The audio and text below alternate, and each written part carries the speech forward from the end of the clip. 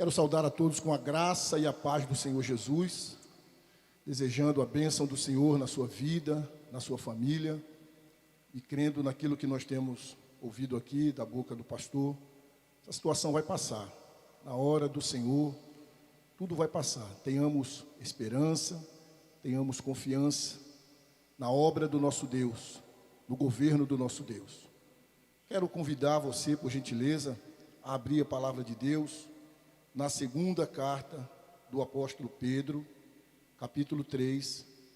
Nós vamos para as palavras finais do apóstolo Pedro, versículos 15 a 18, pensando ainda no nosso preparo à luz da consumação de todas as coisas. Pedro está trazendo como um pastor zeloso, como um pastor responsável com as suas ovelhas. Ele está trazendo nesta carta a ênfase sobre o cuidado com os falsos mestres e a ênfase a respeito da vigilância diante da vinda, da segunda, da volta, da consumação de todas as coisas. E Pedro está nesta carta então alertando as suas ovelhas de forma tão amorosa, e assim que ele começa no versículo 1: amados, esta é agora a segunda epístola. Então Pedro está reforçando esses assuntos junto às suas ovelhas. E eu queria continuar nesta manhã pensando com você a respeito desta atitude que nós precisamos ter a cada dia diante da consumação de todas as coisas. Por favor, a partir do versículo 15, versículo 18. Se você já abriu a sua Bíblia, por favor, me acompanhe. Se for possível, queria que você voltasse ao versículo 14. Vamos ao versículo 14 também? Ok. Por essa razão, pois, amados, esperando estas coisas, empenhai-vos por serdes achados por ele em paz, sem mácula e irrepreensíveis, e tende por salvação a longanimidade de nosso Senhor, como igualmente o nosso amado irmão Paulo vos escreveu, segundo a sabedoria que lhe foi dada, ao falar acerca destes assuntos, como de fato costuma fazer em todas as suas epístolas, nas quais há certas coisas difíceis de entender, que os ignorantes e instáveis deturpam, como também deturpam as demais escrituras para a própria destruição deles. Vós, pois, amados, prevenidos como estáis de antemão, acautelai-vos, não suceda que, arrastados pelo erro desses insubordinados, descaiais da vossa própria firmeza. Antes, crescei na graça e no conhecimento de nosso Senhor e Salvador Jesus Cristo. A Ele seja a glória, tanto agora como no dia eterno. Amém.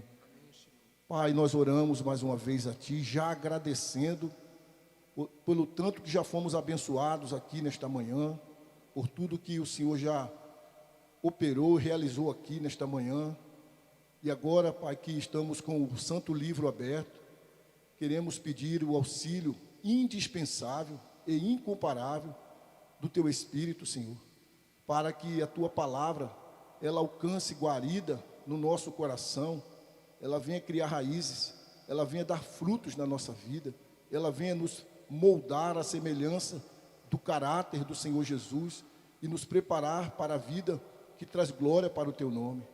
Ó Deus, eu peço que o Teu Espírito me conceda graça e poder para pregar não uma mensagem minha, porque eu não a tenho, mas pregar a mensagem do Senhor, que assim o Senhor me capacite com o Teu poder e com Tua graça, Senhor Espírito Santo, para pregar e para ao mesmo tempo receber esta palavra no meu coração, e assim seja com os meus irmãos, que possam receber em nome de Jesus a mensagem do Senhor. Peço ainda, meu Deus, que o Senhor repreenda todo o mal. E que o Senhor nos abençoe, em o nome de Jesus. Amém.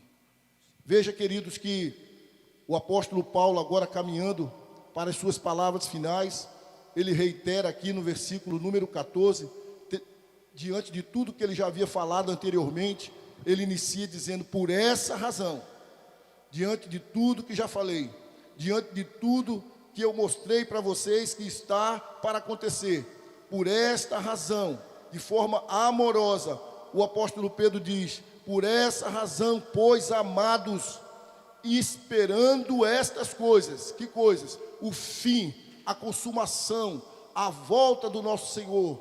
Ele está dizendo aqui: empenhai-vos por serdes achados por Ele em paz, sem mácula e irrepreensíveis. Então, Pedro está trazendo aqui algumas exortações finais. Pedro está trazendo aqui algumas orientações finais. E a primeira que nós podemos ver aqui no versículo número 14, como se Pedro estivesse dizendo: coloquem intensidade na vida de vocês em relação ao Senhor. Coloquem intensidade na vida de vocês a respeito de ter uma vida santa, a respeito de ter uma vida sem mácula. Esta vida sem mácula nós encontramos lá em 1 Pedro capítulo 1, versículo 19, falando a respeito do Senhor Jesus, que era sem mácula. Então Pedro está dizendo: empenhai-vos por serdes achado por Ele em paz, para que você não seja encontrado por Ele desprevenido, para que você não seja encontrado por Ele desatento, para que você não seja encontrado por Ele debaixo de condenação, mas que você seja encontrado por Ele em paz, sem mácula e irrepreensíveis. E para tanto, meus irmãos, nós precisamos nos empenhar. Para tanto, nós precisamos ter intencionalidade, nós precisamos ter intensidade, nós precisamos viver a nossa vida cristã de uma maneira robusta, precisamos ter intencionalidade em viver em obediência, em viver em santidade, em viver guardando as promessas do Senhor. E como o Senhor Jesus Cristo por diversas vezes avisou que nós devemos andar em plena vigilância. Então Pedro está falando aqui nas suas palavras finais a importância, querido, de nós nos empenharmos e não de ficarmos boquiabertos, sonolentos, adormecidos. Mas, como disseram o apóstolo Paulo, lá em Romanos 13, desperta, desperta. O próprio Paulo também disse em Efésios: desperta, ó tu que dormes. Então precisamos, queridos, estar atentos, precisamos estar empenhados na nossa busca pelo Senhor, na nossa vida com o Senhor, na nossa dedicação ao Senhor, tomando conta da nossa vida, vigiando por todos os lados, para agora, nessa reta final,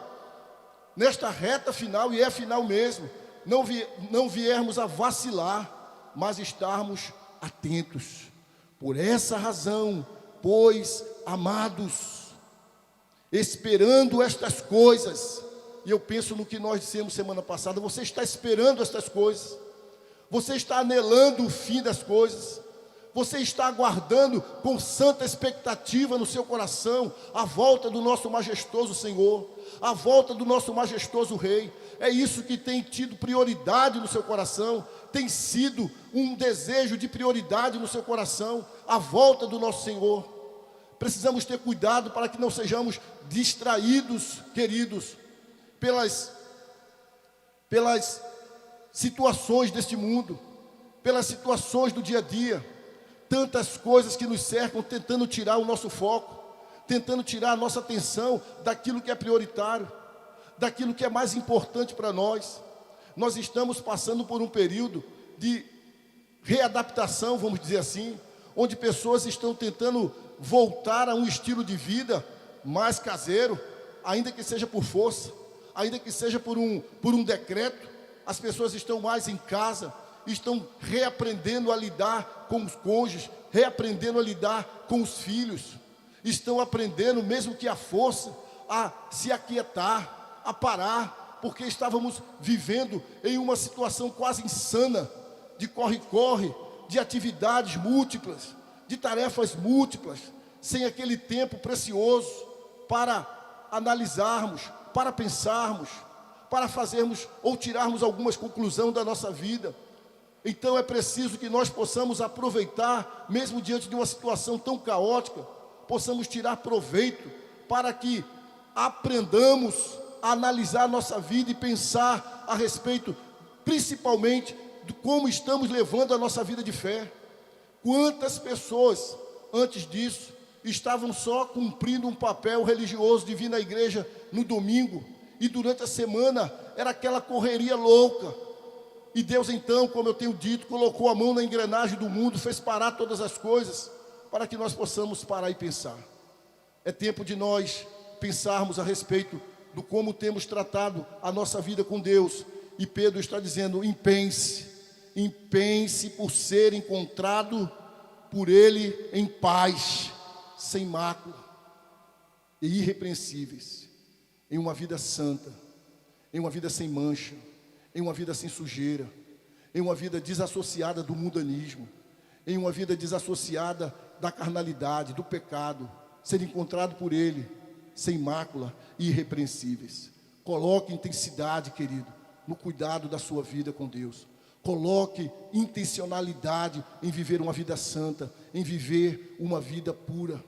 Ainda que diante de dias tão difíceis, ainda que diante de tantas adversidades, mas seja o nosso primeiro alvo, viver uma vida santa, viver uma vida irrepreensível, viver uma vida que honra a Deus, que agrada a Deus, que tem a aprovação de Deus. E no versículo 15, ele continua, e tende por salvação a longanimidade de nosso Senhor. Ei, tende por salvação a longanimidade do Senhor. Como ele já dissera no versículo anterior, não é demora, mas é longanimidade. Não é que o Senhor esteja demorando, mas é longanimidade, para que pessoas se arrependam, para que pessoas venham a crer e venham a alcançar em Cristo Jesus a salvação. Então ele diz, tende por salvação, não por demora, a longanimidade de nosso Senhor. Continua, como igualmente o nosso amado irmão Paulo vos escreveu. Eu quero um parênteses aqui, interessante, como Pedro se refere a Paulo. Você pode lembrar comigo que lá em Gálatas está registrado que houve uma desavença entre Pedro e Paulo.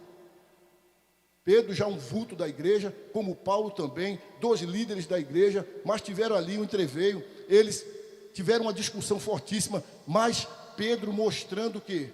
Um coração humilde. Pedro mostrando um coração quebrantado, agora se dirige a Paulo como igualmente o nosso amado irmão Paulo vos escreveu. Passou, eles brigaram, eles discutiram, eles tiveram desentendimento, mas passou. Eu quero abrir um parênteses aqui, meu irmão, para pedir a você que talvez esteja com seu coração magoado, chateado, por alguma coisa que aconteceu em um relacionamento seu. Exerça o perdão, não segure no seu coração a mágoa, não segure no seu coração o ressentimento, mas mostre maturidade cristã, mostre maturidade espiritual na sua vida. Perdoe, dê o perdão, peça perdão, reconcilie, volte ao relacionamento da paz. Veja, Pedro era um líder, Pedro podia endurecer, como muitos de nós às vezes fazemos. Quem é ele para falar assim comigo? Quem é ele para fazer assim comigo? Por que ele me falou desse jeito?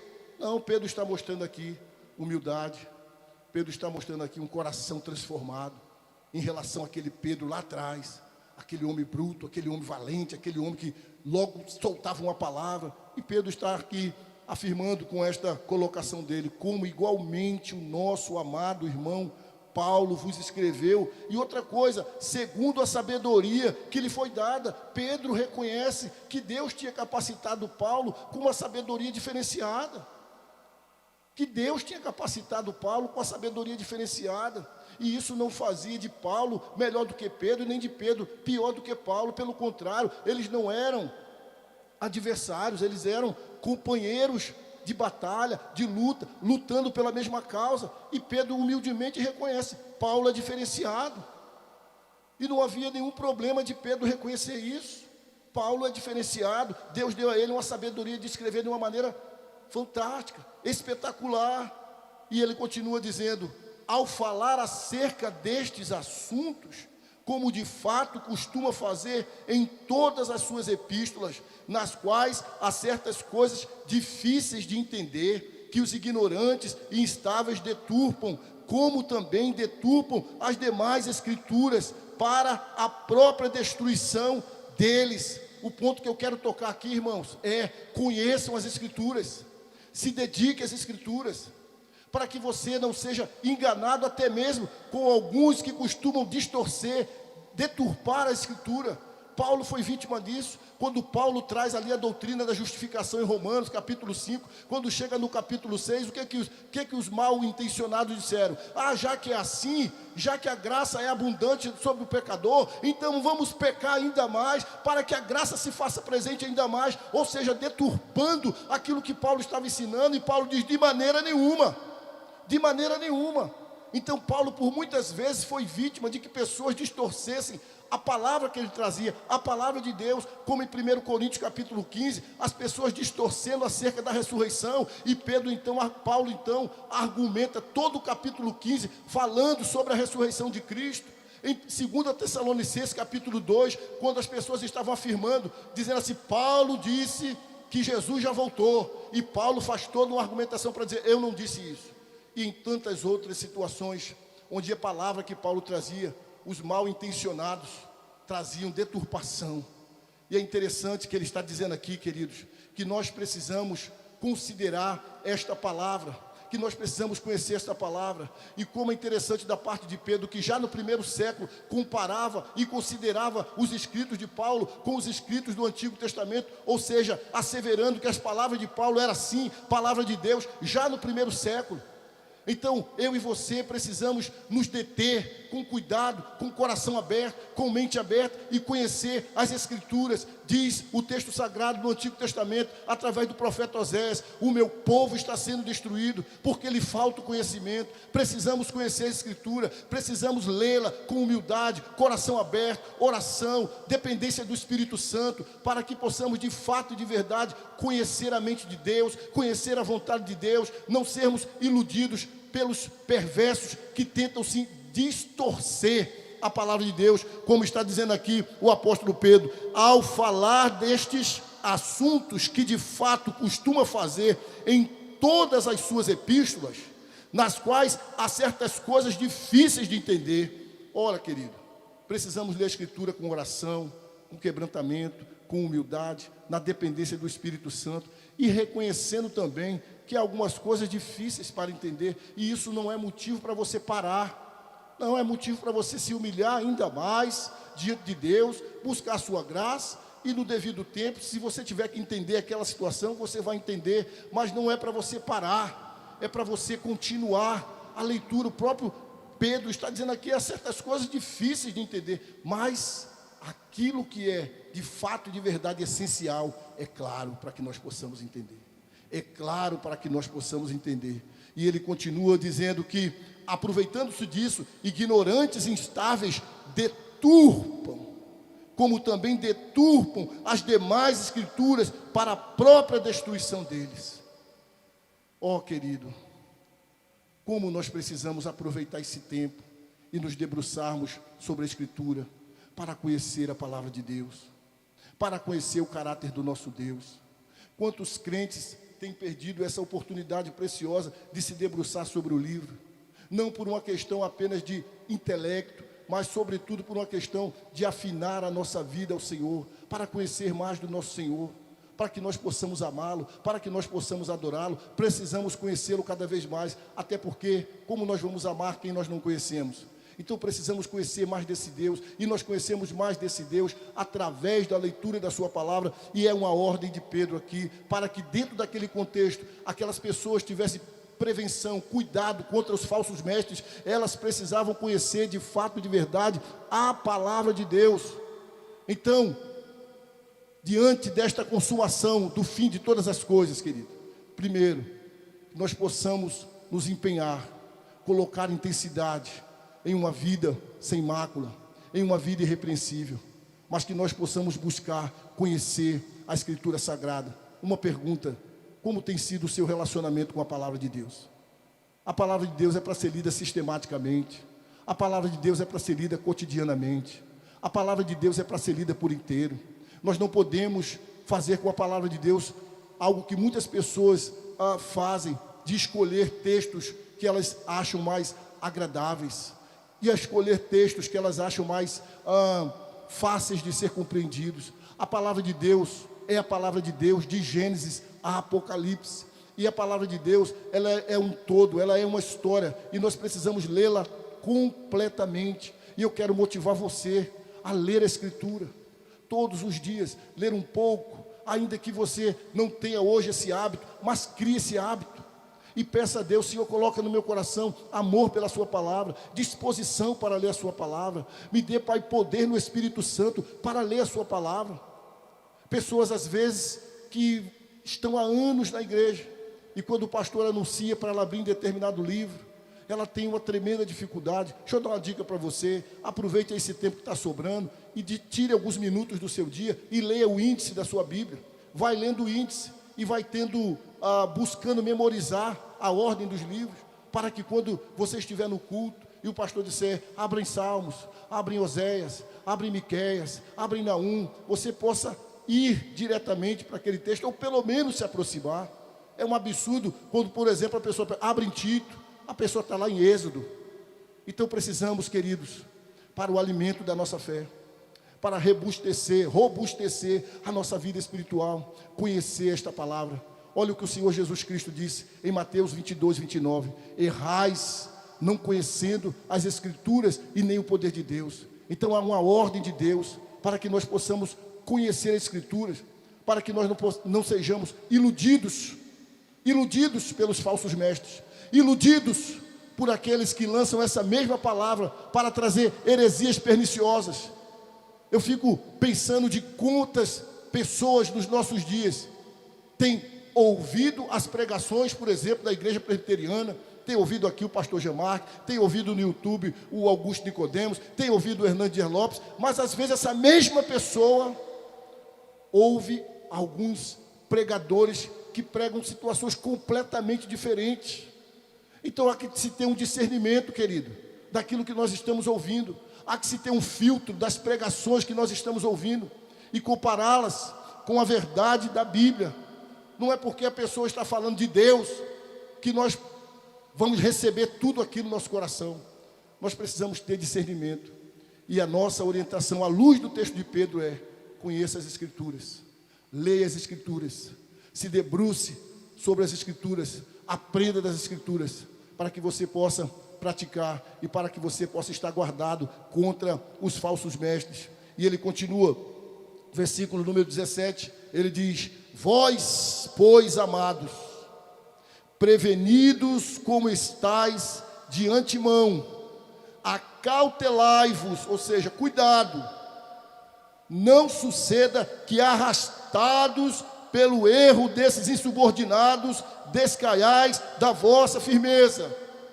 Cuidado, cuidado, querido, é o que Pedro está dizendo. Cuidado com o falso evangelho, cuidado com os falsos mestres, cuidado com as pregações mentirosas. E Pedro, dentro do contexto, está dizendo: acautelai-vos, cuidado com os falsos mestres, com aqueles que tentam distorcer o texto, com aqueles que tentam pregar um evangelho que Paulo chamava de maldito, porque era outro evangelho, não era baseado naquilo que crê os apóstolos, naquilo que cria os profetas, naquilo que cria e pregava o Senhor Jesus Cristo, mas eles distorciam. E como essa mensagem é atual, como nós precisamos ter cuidado com os falsos mestres, com aqueles que deturpam o texto, com aqueles que pegam um versículo para fazer, por exemplo, uma doutrina de prosperidade, uma doutrina de triunfalismo, uma doutrina de vitória para sempre. Agora a pandemia veio e jogou no chão a doutrina do triunfo, e jogou no chão a doutrina ou a teologia da prosperidade daqueles que viviam prometendo cura a todo custo,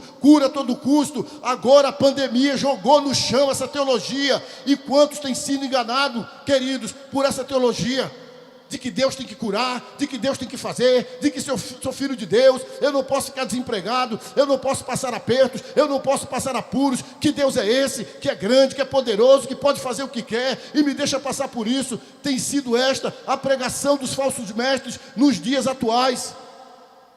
Pego versículos isolados, de contexto sem nada a ver, e feito assim, doutrinas que têm arrastado milhões de pessoas, como a doutrina do coach, a doutrina da teologia da prosperidade. Eu fico pasmo quando eu olho na internet e está lá, e eu vou dizer o nome, se ele quiser me processar, fica à vontade: Tiago Brunet, Vitor Azevedo, David Leonardo, milhares e milhares e milhares de seguidores. Eu quero dizer a você encarecidamente, se você é membro dessa igreja, não ouça essas mensagens. Não ouça essas mensagens de teologia falsa, de teologia desassociada da Escritura, de falso evangelho, para que você não descaia da sua própria firmeza, para que você não saia da sua própria firmeza no caminho do Senhor. Sou eu falando, mas baseado no escrito de Pedro. Cuidado com os falsos evangelhos, cuidado com esses aproveitadores, que não estão atrás, não de almas, não de ovelhas, mas estão atrás de cifrão, de dinheiro, de números nas contas bancárias. Quantas igrejas têm virado negócio nos nossos dias? Quantas igrejas têm se comportado como empresas, como comércio? É preciso você ter cuidado. Por favor, querido, volte a sua Bíblia para o capítulo número 2 da mesma epístola, e vamos ver aí do versículo 1 ao 3. Veja aí: assim como no meio do povo surgiram falsos profetas, assim também haverá entre vós falsos mestres. Falsos profetas, falando do Antigo Testamento, quando ainda as profecias estavam sendo trazidas, estavam chegando. Falsos mestres, porque as profecias já estavam completadas e eles então agora estavam deturpando as profecias. Então são chamados de falsos mestres agora no Novo Testamento, os quais introduzirão dissimuladamente heresias destruidoras, até o ponto de renegarem o soberano Senhor, que os resgatou, trazendo sobre si mesmos repentina destruição. E muitos seguirão as suas práticas libertinas, e por causa deles será infamado o caminho da verdade. Também, veja o versículo 3, veja se parece com os nossos dias. Também, movidos por avareza, farão comércio de vós.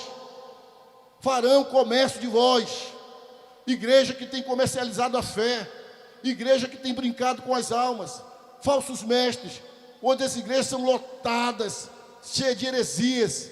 E é lamentável como pessoas às vezes escutam a pregação sadia, reformada, a pregação bíblica, e daqui a 1 hora, 2 horas, ela está no YouTube ouvindo determinadas pregações de triunfalismo, de teologia da prosperidade, de coach. Se livre desse engano. Cuidado com o falso profeta, com o falso mestre, com o falso evangelho. Tenha cuidado, abra seus olhos, para que você não traga prejuízo à sua fé. Continua dizendo aqui: farão comércio de vós com palavras fictícias. Para eles, o juízo lavrado a longo tempo não tarda, e a sua destruição não dorme. Não ficarão impunes esses que anunciam o falso evangelho. Não ficarão impunes esses que fazem da fé um comércio. Não ficarão impunes se não se desviarem. Está com uma semana mais ou menos, eu estava próximo de uma pessoa e essa pessoa começou a orar em favor de falsos pastores. Ela dizia: esses pastores que têm comercializado a fé, esses pastores que têm anunciado um falso evangelho. Então, uma coisa que eu posso pedir para você também, que possamos orar para que estes pastores ou essas igrejas possam se voltar para Deus em espírito e em verdade e começarem a viver e a praticar o verdadeiro evangelho. Por favor, querido, cuidado com o falso evangelho. Não receba toda a palavra em nome de Deus como se essa palavra fosse de Deus. Coloque filtro, tenha discernimento, tenha sabedoria. O que Deus tem para falar para mim e para você está aqui. Não existem novas revelações, está aqui na palavra de Deus. é sobre esta palavra, é nesta palavra que eu e você vamos conhecer o caráter de Deus, o plano de Deus, a vontade de Deus. Fuja do falso evangelho, cuidado com o falso evangelho, não seja destruído pelo falso evangelho. Eles estão por aí em todas as partes, dominando as redes sociais, dominando a internet. Confissão positiva, palavra de triunfalismo, palavra de vitória sempre. A palavra do Senhor Jesus Cristo diz para mim e para você que neste mundo nós vamos passar por aflição. Esses que defendem agora a teologia da prosperidade, do triunfalismo, como eles estão respondendo às suas ovelhas agora, diante dessa crise, diante dessa pandemia, já que se ora para todo mundo ficar curado, como eles estão respondendo agora? Então nós precisamos ter discernimento, ir para a Escritura com discernimento, com o coração aberto, humilde, pedindo a direção do Espírito e pedindo que Ele nos ajude contra o falso evangelho. Eu não temo dizer que existe mais do falso evangelho, principalmente no Brasil, do que do verdadeiro evangelho. É tempo de nós vigiarmos, é tempo de nós estarmos atentos para não sermos arrastados por essas falsas doutrinas, por essas falsas pregações, por esse falso evangelho, que já no tempo de Paulo já era combatido, já no tempo de Pedro já era combatido, quanto mais agora que isso se tornou ainda maior, mais gigantesco, precisamos estar atentos.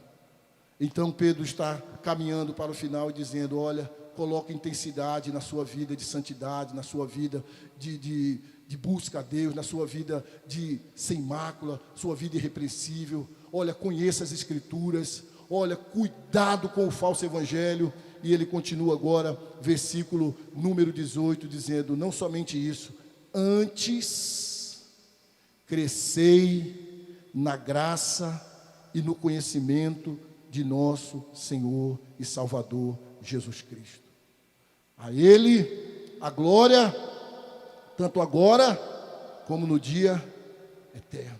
No lugar de você dar ouvido aos falsos mestres, no lugar de você estar emprestando o seu ouvido para o falso evangelho, no lugar de você ficar distraído e ser atacado por falsas doutrinas e por heresias, antes, em vez disso, cresça na graça.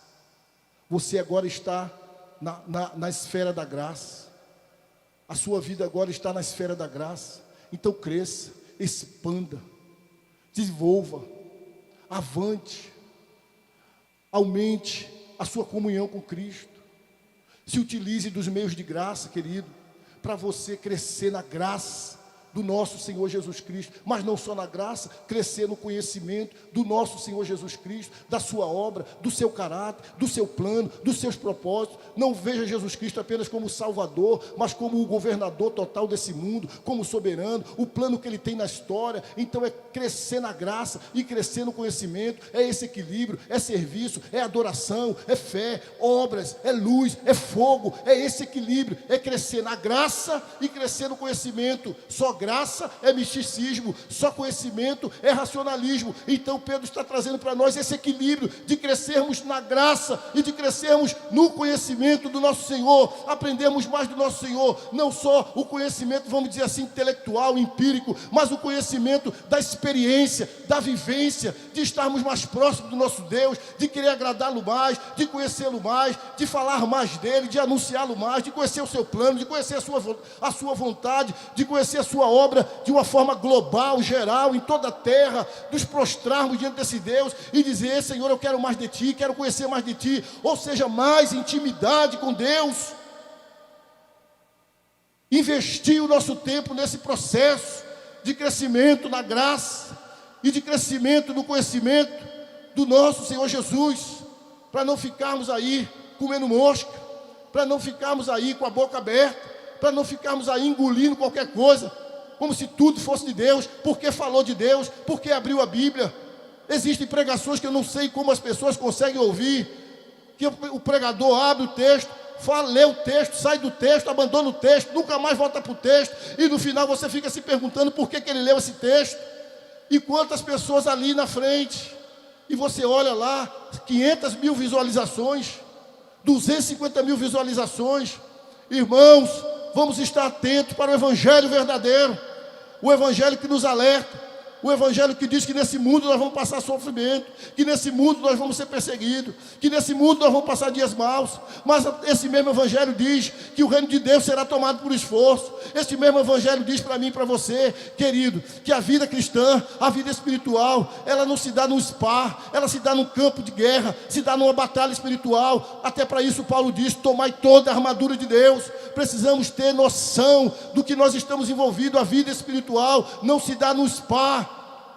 É guerra, é batalha. Tome o capacete, tome a couraça, tome o escudo, tome a espada, tome o calçado, tome o cinto. É guerra, irmão. Mas, ainda que no meio dessa guerra, dessa batalha, onde muitos seremos feridos, mas não seremos destruídos, porque o nosso general é Cristo, e nele nós somos mais do que vencedores.